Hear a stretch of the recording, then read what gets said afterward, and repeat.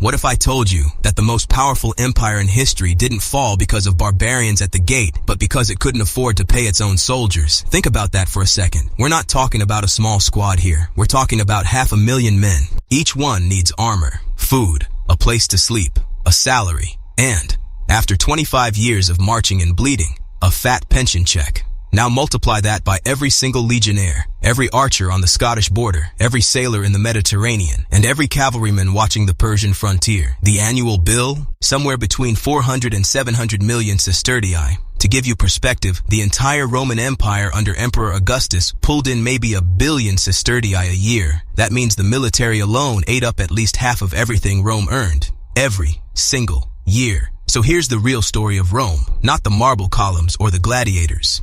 The story of a machine built on gold, iron, and human sweat, and what happened when the money started to run dry. For most of its heyday, Rome had a beautiful system. It had 2 main taps. The first was taxes. Every province paid a land tax, and every non-citizen paid a poll tax.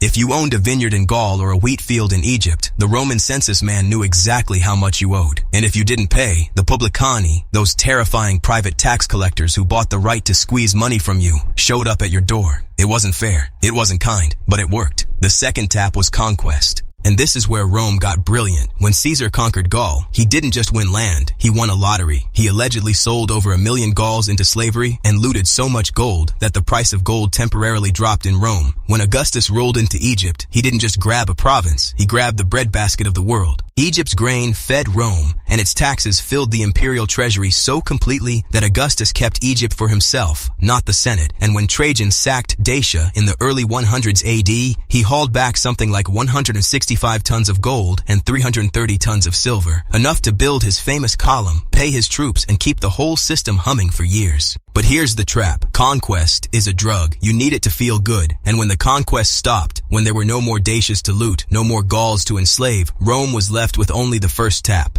taxes, and people hate taxes.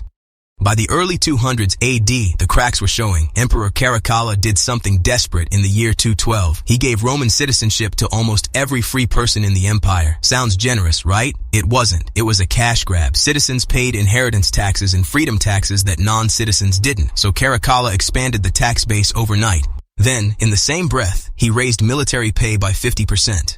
That extra revenue? Gone before it even hit the treasury. He fixed nothing. He just made the patient sicker. And then came the nightmare years. The 3rd century. 50 years of civil war, plague, and invasions. The treasury was empty, but the army still had to be paid.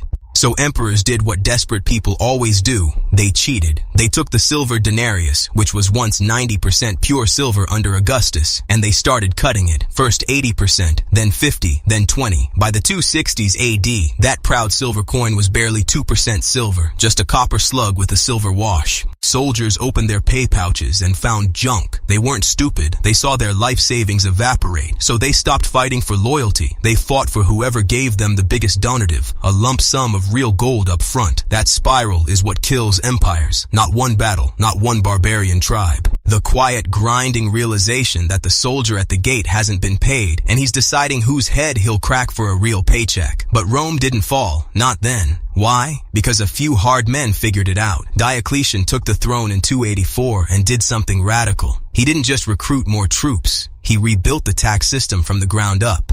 He reassessed every province, every farm, every village. He created a new gold coin, the solidus, that couldn't be debased. And then Constantine finished the job, standardizing that solidus so well that it would remain the backbone of military pay for 700 years in the East, 7 centuries.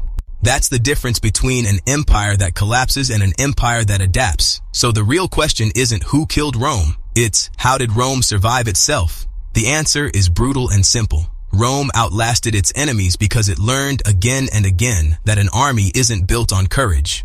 It's built on copper, silver, gold, and the terrifying math of paying 500,000 men to show up for work. If you want to understand history, don't look at the battlefield, look at the payroll. And speaking of understanding history, if you made it this far, you're exactly the kind of person who wants to go deeper. Hit that subscribe button. Because next time, we're going to talk about the one tax that almost broke Rome's back, the one you've never heard of, and trust me, you won't want to miss it.